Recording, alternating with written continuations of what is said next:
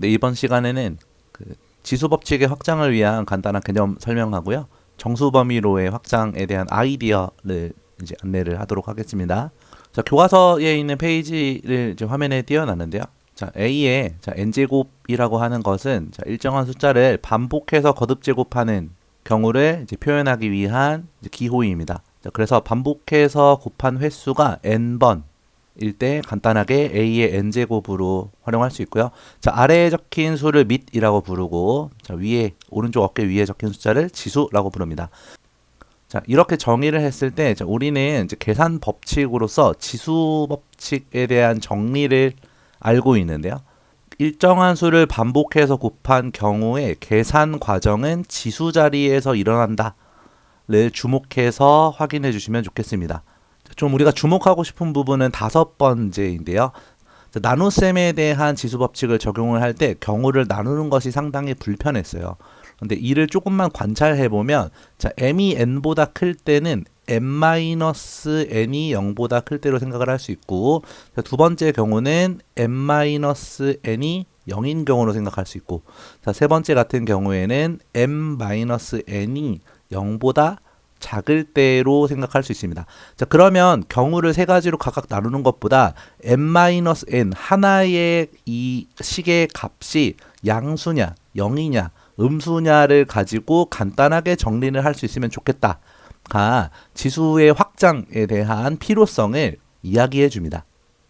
자, 이어서 교과서 17페이지입니다. 우리의 목표는 이 지수 법칙, 우리가 기존에 알고 있던 지수 법칙이 잘 성립하도록 하려면 그 지수 자리에서의 계산 결과가 0이 되던가 음수가 될 때는 어떻게 해야 되는지에 대한 안내인데요. 자, 교과서 17페이지의 결론이 다음과 같이 주어져 있어요. 제가 이번 영상에서 안내하고 싶은 부분은 왜 이렇게 정의를 하는 것이 합리적인가에 대한 얘기를 하고 싶어요. 그래서 간단한 관찰을 통해서 좀 나름의 정당성을 부여해 보도록 하겠습니다. 자, A의 세제곱은 A를 반복해서 3번 곱했다라는 의미가 있고요. 자, A의 2제곱은 A를 반복해서 2번 곱한 것이고, 자, A는 1제곱이라고 생각을 해도 좋고, 그것은 1번 곱했다라고 생각할 수 있는데요. 자, 이제 미지 세계로 갑니다. 자, 만약 계산을 한 결과 A의 0제곱이 된다면 어떻게 하는 것이 합리적이냐? 자, 그리고 A의 마이너스 1제곱이 된다면 어떻게 계산하는 것이 합리적이냐? 자, 보면 위에서 아래로 갈 때를 보면 지수가 하나씩 줄어드는 걸 볼 수 있는데요. 두 번째도 마이너스 1이 되는 걸 볼 수 있어요.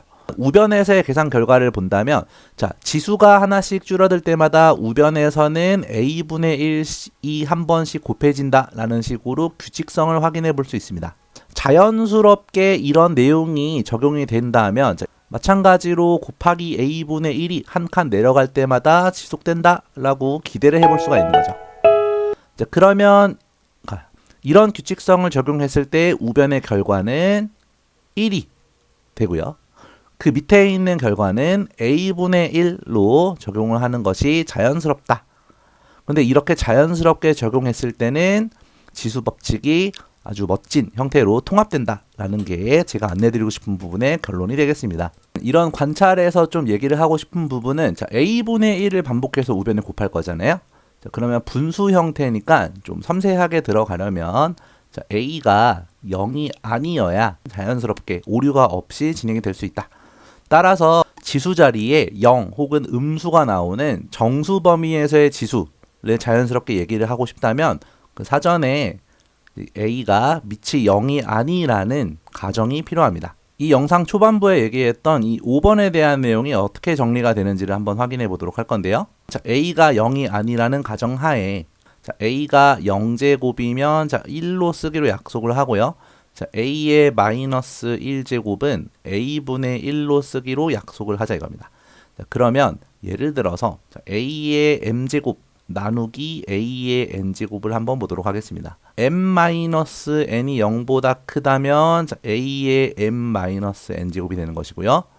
자, m-n제곱이 0과 같다면, 자, 우리가 알고 있는 계산 법칙은 1인데 이게 자연스럽게 우리가 정의했던 부분에 의해서 a의 m-n제곱으로 표시가 가능하죠.